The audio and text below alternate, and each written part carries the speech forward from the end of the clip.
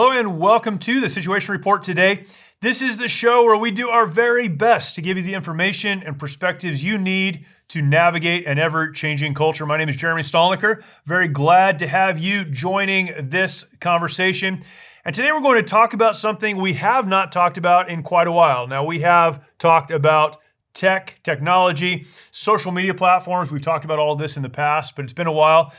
So many other things going on in the world, of course. But today we're going to have another conversation about technology broadly, technology policy. Specifically, we're going to talk about cryptocurrency for just a few minutes and get a perspective on what's happening in that space. If you're following the news at all, you know there's a lot of movement, downward negative movement in the crypto space. And we've had conversations about crypto in the past as well. But some specific situations are unfolding, and we're trying to figure all of that out. And I'm grateful to have on a guest today that spends his days thinking about this for the Heritage Foundation. Jake Denton is with us today. Jake is a research associate of tech policy at the Heritage Foundation. And as you'll hear in this interview, he talks about his background a little bit. He spent a lot of time thinking about this and advising even conservative politicians on legislation related to technology and how we should best view technology and understand it. He spent some time in this interview, and I'm thankful that he did, really giving us a primer on why we should care about this area, an area that many people have just decided they're not going to worry about. And yet we need to. This area, technology, touches all of our lives. It touches everything that we do.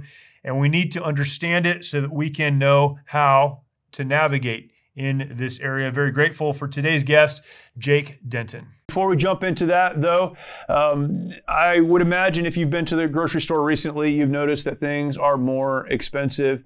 Gas is more expensive. It doesn't matter where you live in this country, things are more expensive.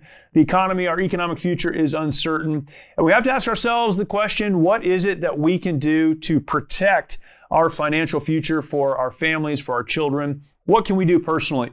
One of the things I would recommend is at least considering adding gold and silver into your IRA, your investment accounts. Take a look, figure out how to do that, and see if that is the right fit for you. The place that you can start is with Lear Capital. Call Lear Capital, and you can get their free precious metals investor guide. You can also ask them about their Lear Advantage IRA that lets you transfer or roll over your old 401k or IRA into a gold and silver tax advantage IRA. Plus, Lear is offering right now crazy shipping, free shipping, and up to $15,000 in bonus gold or silver with a qualified purchase.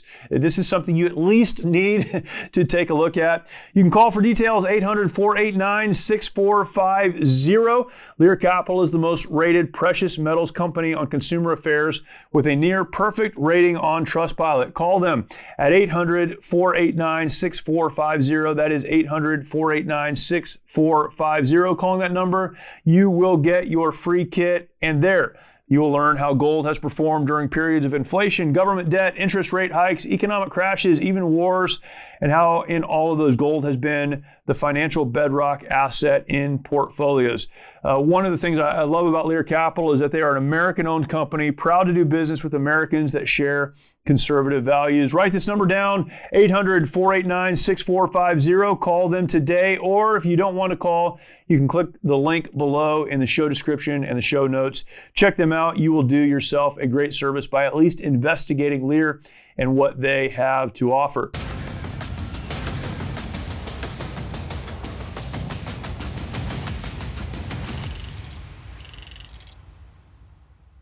Jake, thanks for joining me. Really appreciate your time today. This is a complicated topic that we're going to jump into, but I know you can make it plain for people like me. So I appreciate you coming on and doing it. Absolutely. Thank you for having me. Let's start, for those that aren't familiar with you personally. Talk about your background, how you got into doing the work that you're doing right now. You write on technology and a lot of other areas, of course, but give us your background, where you got into all of this. Yeah, so my previous career path, I was a campaign consultant, if you will, helping candidates write policy issues and kind of that would resonate with the American people. And so I had dove really headfirst into the tech sector because a lot of my kind of candidates I would work with were censored and taken offline. And caused me a lot of headaches. And so I really learned the ins and outs of kind of the tech policy world from kind of a conservative censorship perspective. And that ultimately brought me to the Heritage Foundation, where I'm now a research associate in the Tech Policy Center. So I'm working with now elected officials to help kind of sort through the regulatory mess that is tech policy and try and get Americans some relief from this Silicon Valley kind of chaos. I would like to talk about crypto. That's what I just mentioned. But then you said something about Twitter. So I have to ask you, what do you think about what's happening at Twitter right now? It's long overdue. This kind of blowing up of America's like premier platform for discourse. I think he waited a little long in terms of kind of locking people out and firing. We saw some weird last minute ban waves, some funny business that could have been avoided if he had kind of been ruthless on day one and just kind of pulled the trigger. But I think he's learned his lesson. These firings have been great. He's sending a message that it's not going to be the same old. So I think it's all good. I was actually personally banned for about 4 or 5 days right up before the election, just totally arbitrary. It was one of these kind of final hurrahs for one of these content moderation employees. So it's good to see the direction it's going. Do you think that he can get it back to a platform that people other than legacy users want to use? Can he pull a new audience in? It's going to be interesting, if he takes it a new direction, adds new features. He's looking to bring back Vine actually inside the application. So for those who don't know, it's essentially the original TikTok. And so that could potentially bring this younger generation that didn't really jump onto Twitter. A lot of Twitter nowadays is politicians, journalists kind of just arguing with each other. So we could see potentially a shift towards more popular culture under Elon. I think he has a good kind of blueprint for how he could merge the two worlds together and expand the platform. It's going to be interesting to see what happens there, of course. But something that's happening right now is in the crypto space. Let's just jump into the conversation around FTX. There are a lot of people that may be listening that don't know what that is. That have seen some things in the news. This has become a very mainstream story. But for those that aren't aware, what is the exchange and who are kind of the main players that we can talk about as we move forward? Yeah, so FTX is a cryptocurrency exchange. So it serves a similar purpose for an individual. If you were to purchase stocks from, say, like Charles Schwab, people are familiar with that experience. It's the same type of thing, but for a different asset. So you're buying cryptocurrency often from your phone.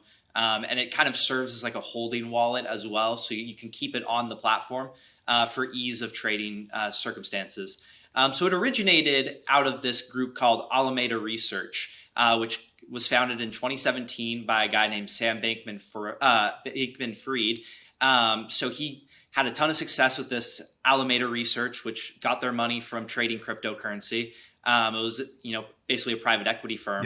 So they spun up a FTX, which is kind of an exchange, and they saw a gap in the market. They were, seeing that users couldn't figure out how to use or buy crypto, so they made it consumer friendly.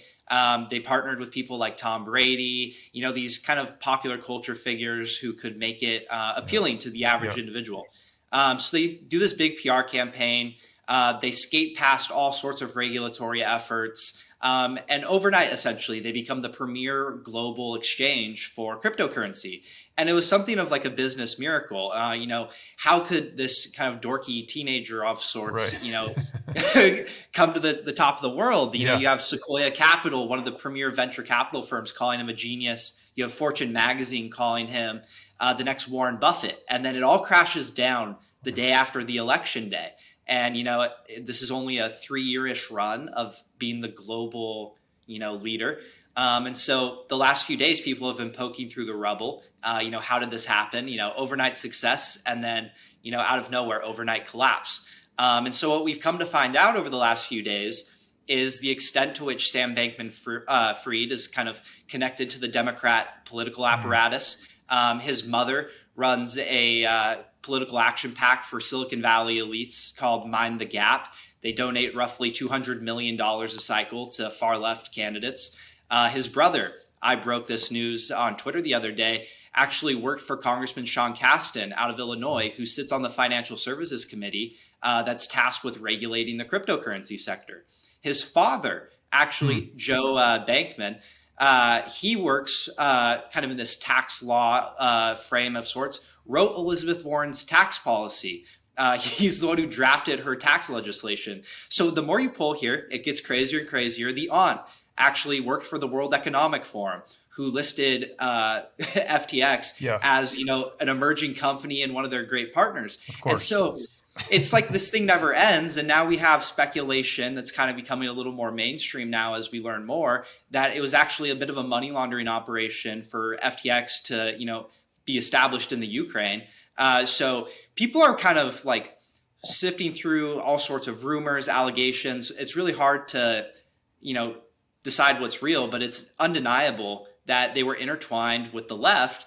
And ultimately what collapsed this firm is they were using customer funds. So you put, let's say $100 onto FTX. They were taking that $100 without you knowing, putting it into Alameda Research and doing high risk gambling of sorts, investing into other companies. You didn't agree to that. Your money is just taken out of your account and then gambled. And there are rumors right now that they've actually been insolvent, meaning they don't have enough money to back withdrawals since almost April, which means their lobbying efforts have been, misleading congressmen on Capitol Hill. They were working with the SEC to basically establish a regulatory monopoly over the United States.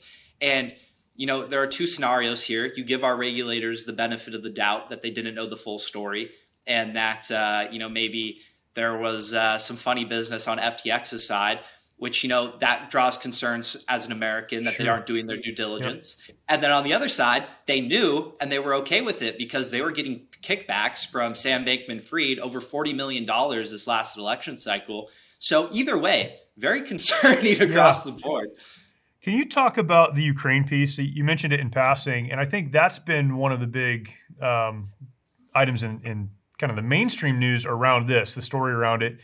And so if I was asked this morning, what do you know about this? I'd say, well, apparently the money we gave to Ukraine has been laundered through FTX. But I don't know any more than that, right? But that seems to be kind of the talking point. Can you talk about what people mean when they discuss that? Yeah, so it's very speculative at this point. Sure. I'll stipulate it with that. Yeah, sure. This is all Twitter journalism because the mainstream really isn't. Well, that's where we get all of our journalism now. So Yep. Yeah. So essentially, the claim here is that FTX kind of cozies up to regulators here in the States, and Ukrainian war conflict breaks out. Ukraine uses FTX as like a portal for donations. You're actually able to donate crypto to the Ukraine relief effort through FTX. And so they'll do the work of, taking in, let's say, your Bitcoin, turning it into the Ukrainian currency of choice, and then helping in the relief effort. And supposedly they moved roughly like $40 million or something like that is the claim. But they stopped keeping track around early summer. So they just stopped kind of keeping track of how much money was going in and out. Wow. They never updated the numbers. And then what you find is that there are a lot of claims that the Ukraine actually invested using military funds into FTX. They were actually an investor into the platform. And then when you take a step back, Ukraine doesn't have money. We give Ukraine their money. Right. So that basically goes full circle because in that scenario, which is still speculative, you would have lawmakers sending money to Ukraine putting the money into FTX, and then FTX and their founder, Sam Bankman-Fried, are both lobbying and just philanthropically essentially donating to political candidates, all of the left persuasion. Yeah. And so you basically have state-sponsored, campaigning just laundered through the Ukraine. And part of the collapse was that several $billion, I don't know what the number is, are just missing. Just unaccounted for and missing. And that's where the speculation around this particularly comes into play, right? Yeah, and then even more shocking, this all collapses. Sam Bankman-Fried's being held in the Bahamas under supervision by the Royal Bahamas Police. And then they get hacked like the minute all the funds get frozen. Wow. And an additional, I believe, roughly $400 million is drained from FTX accounts. And so, poof, all the remaining funds go away. And it's like, okay, was that a genuine hack, or was that them on the back end pulling funds so that they would have something to play with? Caroline Ellison is the CEO of Alameda Research. She actually was in Hong Kong and is attempting to flee to Dubai to avoid extradition. And that's not something an innocent person does, right? This is that's basically an incriminating act in itself. And so you start to really question how big of a criminal enterprise this could have possibly been. Who knew what? When did they know it? There are a lot of rumors floating around in this online space, on top of the speculation that they had been insolvent since April, that the cross-pollination between Alameda Research and FTX essentially necessitated that the whole staff knew they were taking funds from FTX and putting it into Alameda. There's no way that just slides under the radar. Right. So across the board, this is something straight out of a Hollywood movie. Every time there's a new breaking story, it's like there's no way this could possibly be real. But sure enough, it's all real. One of the interesting things about crypto, and I think one of the desirable things about cryptocurrencies, is that it's not heavily regulated. It's decentralized. I mean, that's the selling point. And yet this calls a lot of that into question. What does this do to the broader crypto markets, if anything? How does this impact what's happening? I mean, we've been seeing a huge slide. Bitcoin is well off of its highs. Every other crypto is. What does this do to the larger crypto market? Yeah, so the crypto market is essentially experiencing what we're calling the FTX contagion effect, meaning it's such a small environment.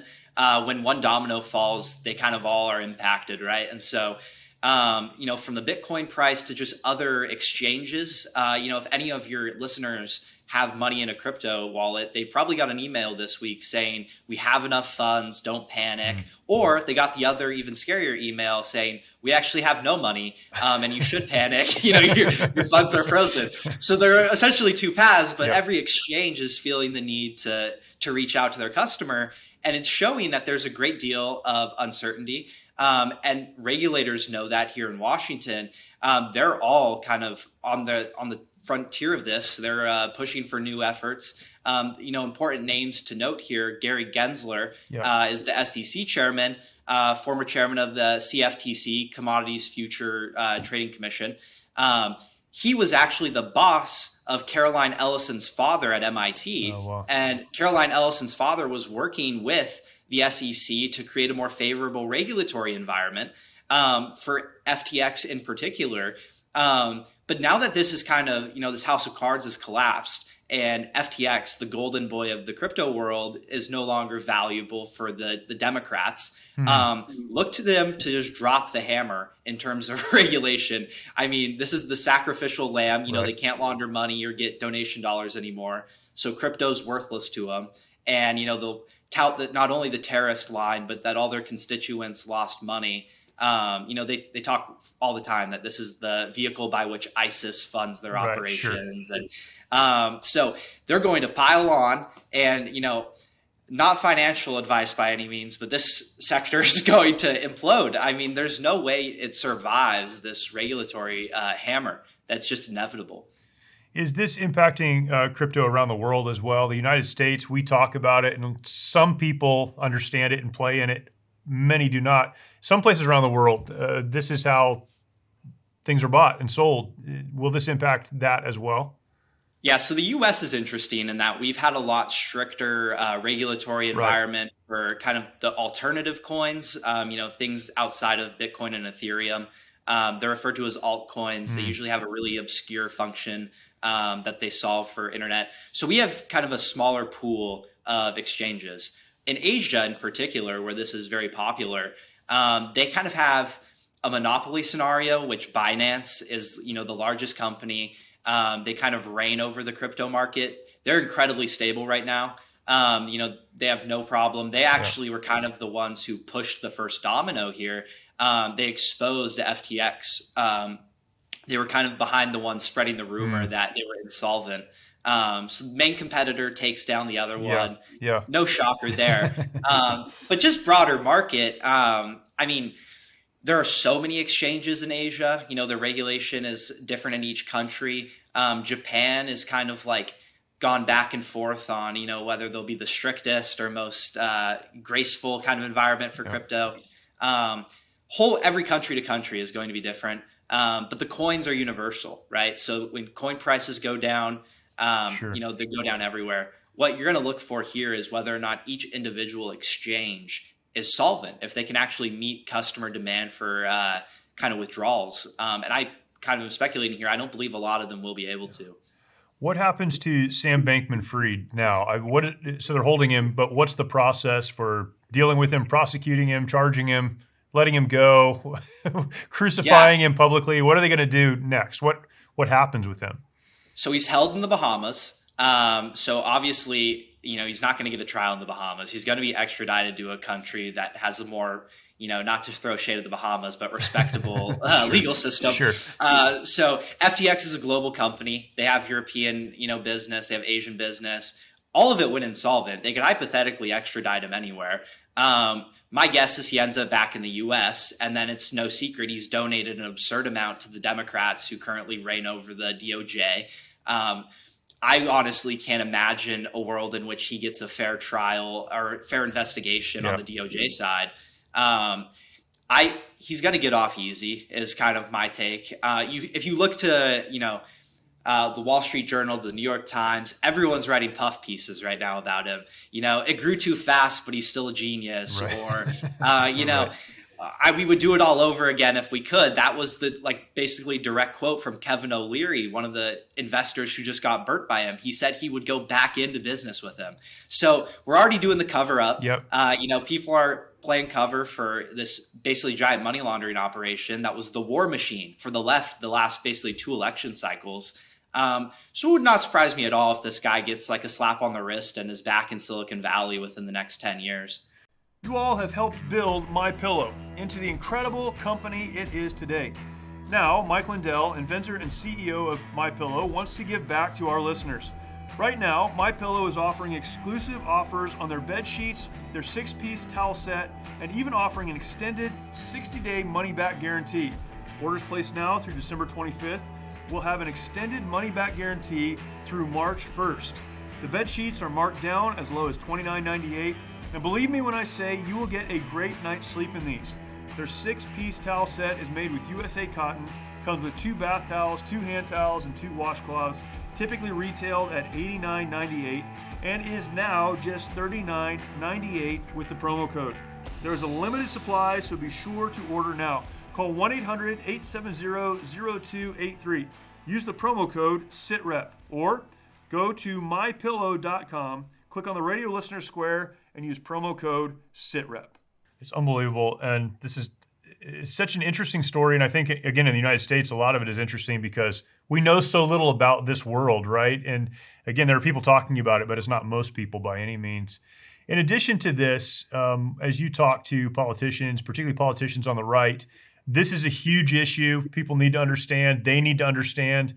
Probably don't. What are some other issues related to technology that are very important that a lot of us are just overlooking? If it's not related to Twitter or this right now, I don't even know what's happening, right? So what are some other issues that are important to you?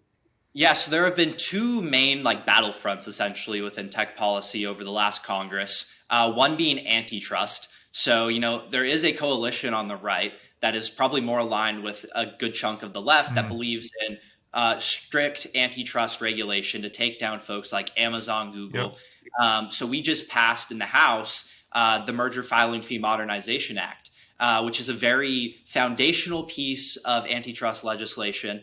It doesn't do a whole lot. It's just kind of the bare minimum if you've ever stood behind a podium and said you're tough on tech. You'd think you'd support that. What we found out is we couldn't even get close to 40 Republicans to vote in favor of it. Wow. It only passed because of Democrat support. Wow. And they all went around and said, we're compromising too much, or, it gives a blank check to the FTC. It was all a lie, and it was a result of the lobbying dollars spent in their district during the election cycle. They're beholden to the Silicon Valley apparatus just as much as we claim the left is. Yep. So, great, leaders such as Jim Banks and Congressman Buck just tune it out, and they vote in favor of the common sense provisions that'll give Americans relief. Others, not so much. They're still a little beholden to the special interests. The other frontier, which I believe will probably be the bulk of the focus for the first part of this new Congress is going to be privacy legislation. So it's no secret, everyone's very familiar with the cookies kind of experience on Google. Yep. It's what gets you those weird ads where, you're like, I swear I was just talking about this. Yes, you were. Yeah. So, everyone knows that it's, gone way over what's acceptable. They're collecting every droplet of data you can possibly give them. There's a lawsuit in the Northern District of California that implicates Facebook, Meta, for actually going into the back end of medical websites and pulling your health data to advertise, health-related products to you. You have California kind of taking the first big leap of putting stricter privacy legislation forward for protecting kids online. But then you look at TikTok, which is no kind of secret. They're a spying tool of the Chinese Communist Party, but we're scared to even, bring it up. Yeah. I just put a piece out in the Washington Times calling for, an outright ban. And that's still like a jarring thing to say around Washington, even though we know, it's fully out in the open. They have plans to track specific targeted Americans. We banned it off of military devices because we believe they were tracking troop movements. We're building kind of source networks. We know that it's just being weaponized against us, but we leave it out there. And so those are the two frontiers I believe will probably be the main focus. That's not to say the other ones are any less important. It's just we've neglected this policy area for, essentially the entire .com revolution. Right. Heading into Web3, we've really never generated any form of legislation that protects the average American. So we're playing catch up essentially. When you advise politicians on legislation, when you talk about these things, if you were to say this is the goal of legislation related to tech, what is the big goal? I don't know that I've ever been clear on. We talk about so many different possibilities, but what should the overarching goal be? What should be driving the legislation? Yeah, I think, we have to go back to what the web was supposed to be, right? It was supposed to be this kind of new frontier where creativity, innovation, and discourse could occur without kind of the constraints of borders or, geographic restrictions. You could communicate in California to New York or New York to Hong Kong. There was this kind of, everything was intertwined, and it was supposed to bring out the best in human flourishing. And what ended up happening is the markets were monopolized and the consumers were turned into products. We harvest their data and we use it for a sales, pitch essentially to advertisers. And so when you view this from a regulatory perspective, everything should be centered around the idea of restoring that initial purpose of the internet and kind of unlocking, kind of human potential. The web is supposed to be in service of us. We're not supposed to be in service of, search browsers who are just, doing targeted advertising operations. So making it safer and having less constraints on kind of the user experience is of the top priority for lawmakers when they approach this. Are you hopeful that we can get to that place? We see so many new social media platforms that are, it seems like every week something else is being announced, but there are some large alternative platforms, both on the social media side, the video side, certainly the podcasting world, it's everywhere. Are you hopeful that we can get to a place where there are not monopolies on information, where these platforms are in the right way regulated to protect privacy and the user? Can we get there, or are we too far down the hole? I'm honestly pessimistic because I think we're so far down this path of, suppression, censorship, and these monopolies are entrenched in our markets, right? Like they have a stranglehold on the entire Silicon Valley. And so it's deeply entrenched. And then each election cycle, we maybe only get 2 to 3 new candidates who come forward, maybe 1 or 2 wins that really gets it. And that's just not a fast enough kind of reinforcement rate for us to actually tackle this. You need a substantial amount of votes. And I mean, frankly, the average senator has never sent a tweet. Right. It's always been a communication staffer. Sure. And so when you go to them and tell them you were banned on Twitter, they don't even understand what that means, in a day-to-day world. When I was banned, you can search my Twitter name. It's publicly accessible, but it comes up and it says I was suspended on Twitter. And the average person would think, that's a bad thing. He had to have done something wrong. Right. That's like a social credit score. Right. And I have no fair trial I can, submit for. The appeal process is done through a robot. These are things that are lost with not only the legislative staff of these elected officials, but the elected official themselves. And so we're playing the catch-up game on policy, but also on education. We have to explain how the internet works to, a large portion of our elected officials. And that's a daunting task. So it's a grim outlook, but it's a realistic one. One of the hard things about this is people opt into this. People decide to use these services. People decide to get on these platforms. People decide to share their private information. And so that takes a lot of the air out of the room when we're talking about legislating it or controlling it or telling a company what they can and can't do, because people are opting into it. So how do you motivate someone who doesn't care or isn't interested in caring enough to sit down, learn what they need to learn, understand what they need to understand? Why is it important for, and I believe it is, but why is it important for a legislature or a politician to care enough to get involved? Yeah, so I think the best way to kind of quantify this for people, because, in the West and in particular the United States, we always want a dollar amount behind the harm. Right. We want to. We are Americans after all, yes. Yes, we want to know the cost benefit of a decision. So the easiest one to explain is, logging into a site like Amazon or a site like Facebook and giving them all your information. Facebook nowadays, if you wanted to create a new account, you have to scan your driver's license. These are things that kind of merge into the real world. Well, now, let's take a step back and realize the cybersecurity realities. None of these companies have innovated on the consumer protection side. Right. So all of your data is essentially accessible insofar as the hacker is competent enough and motivated enough. Their offense is always easier than defense in the cybersecurity arena. And so let's say they pull all of your data and it's enough to really kind of make a run at an identity theft kind of attempt. That's countless. I mean, your life could truly be derailed because this mega corporation was more focused on targeted advertising enhancement than protecting you. And so you look at that, that's horrible. That's one prong that could potentially motivate someone to say no to these platforms. I think the other one's a parent perspective. It's no secret that these platforms are riddled with depraved content that is going to basically ruin your child forever. I mean, if you just take your kid's phone and scroll through TikTok, that algorithm is catering the content to what it believes the child wants the most. And so whether that be, stimuli overload or really just degenerate forms of kind of basically like softcore porn, your kid is being compromised at a very young age. And you can't undo that. That's like their foundational upbringing.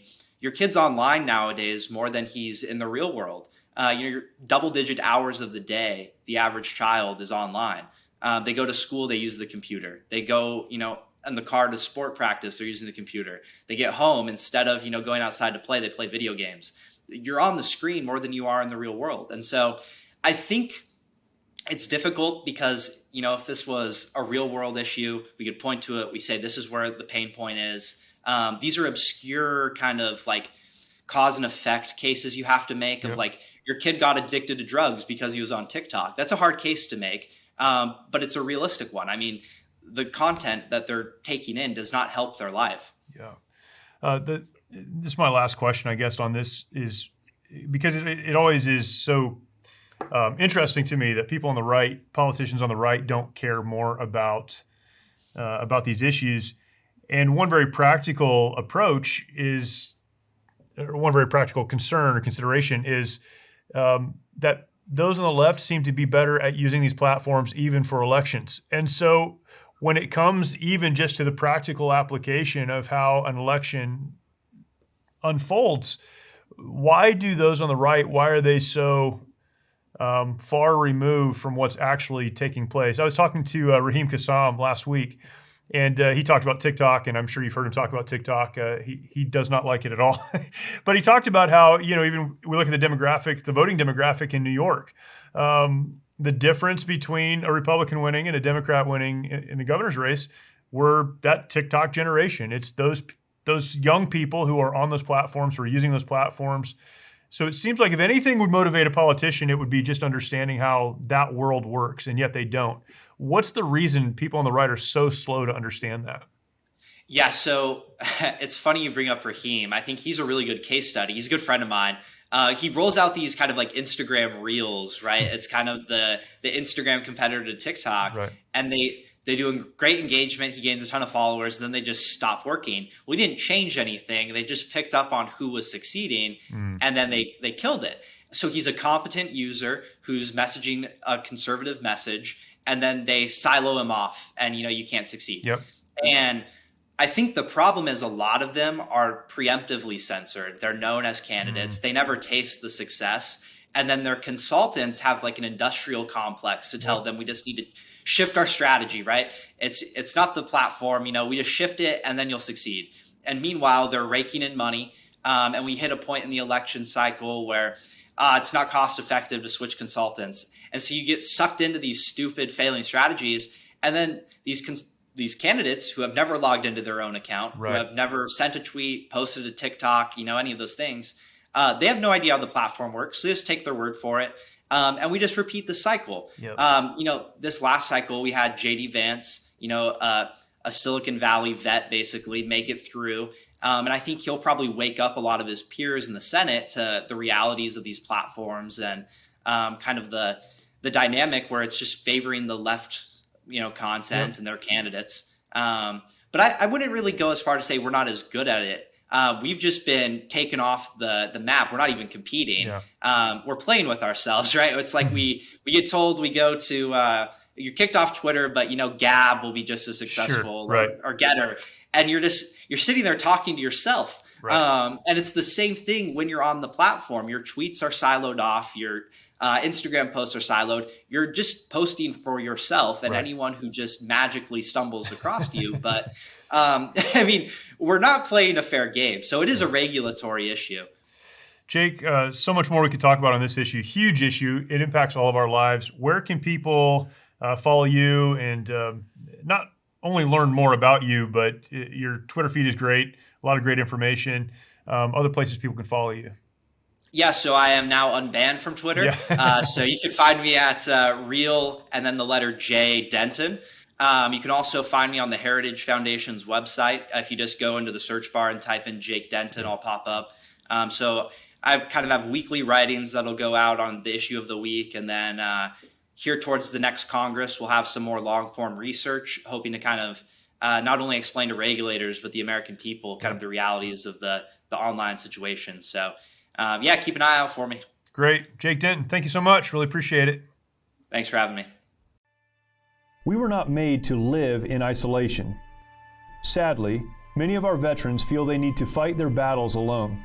This self-isolation has led to the staggering statistic of more than 20 veterans taking their lives every day. A lot of guys end up drinking, a lot of guys end up losing hope. Someone will go to the VA and they'll try to get, prescription medications to help with PTSD. They'll get pills for anxiety, they'll get pills because they can't sleep, now they'll get pills for depression. Before they know it, they're taking 12 different medications. And when it's not working out, these guys lose hope, and that's why there's 23 guys a day committing suicide. The mission of Mighty Oaks is to eradicate the veteran suicide epidemic and help our warriors change their legacies. As a result, we've been able to help over 4,000 veterans and first responders by equipping them with the tools they need to live the lives they were created to live. Everything they said just kept hitting me in the heart over and over and over again. It's like all the things that I didn't know that I needed to hear. And I opened my heart to God that week, dude, and I've been a different person ever since. Our faith-based, peer-to-peer approach has one of the highest success rates of any program available today, offering hope and understanding to those who need it most. We provide our programs and resources, including travel, at no cost to our warriors. I remember talking to a licensed social worker who actually handed me a pamphlet to Mighty Oaks. So I went. And I'm glad I did.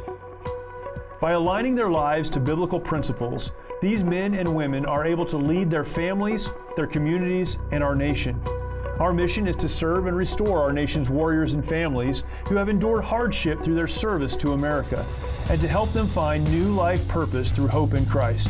It's your generosity that can make a difference in the lives of the men and women who have fought for our country and our freedoms.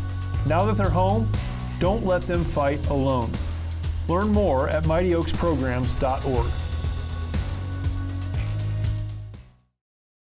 Appreciate Jake's perspective. Please go and check out his social media. Follow him. He mentioned he writes for the Heritage Foundation and puts out a lot of great information.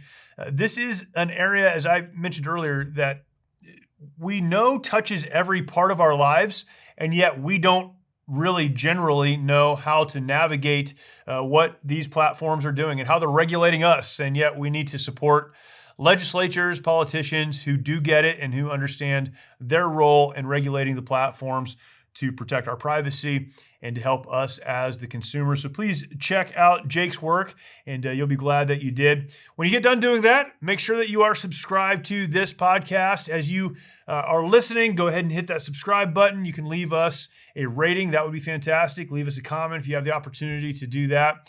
And then share this content out with others, many other people in your lives, I'm sure, that need to hear this content. Please share this out with them. Then jump over to YouTube. You can find our YouTube channel, search for The Situation Report, and you will find our YouTube channel there. Subscribe, hit that notification bell, leave us a comment, share the content out, and then go back through our archives. Many, many, many great episodes there with wonderful guests that you don't want to miss. So please check that out. Thank you again for watching and or listening. Look forward to talking to you next time.